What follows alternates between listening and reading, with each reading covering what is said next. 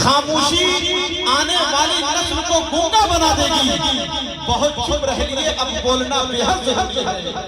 हाँ, एक दो लोग अब तक तैयार हुए माशाल्लाह। हाँ, हमारे मौलाना शमशाद साहब बहुत अच्छा सुना है, थोड़ा आप भी सुने माशाल्लाह। ये सारे लोग बोलिए ना, चचे हजरात भी सुभान अल्लाह बोलेंगे, उनको भी एक दुआ देकर जाऊंगा। थोड़ा आप भी बोले, ये भी बोले माशाल्लाह कि निराली है जो दुनिया से वो शफकत बाप करता है, अनूठी अपने बच्चों से मोहब्बत बाप करता है, और ये बच्चे उम्र भर इसका बदला दे नहीं सकते।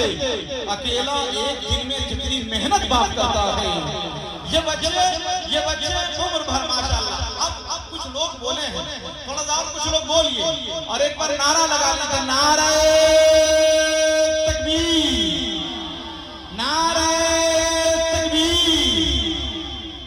हजरत मौलाना सोहराब साहब चापचानी, सरजमीने चकनी, मदरसा सबीलुल हुदा, उलमाए देवबंद, उलमाए देवबंद, नारे तकबीर। माशाअल्लाह। निराली है जो दुनिया से मशक्कत बाप करता है, अनोखी अपने बच्चों से मोहब्बत बाप करता है।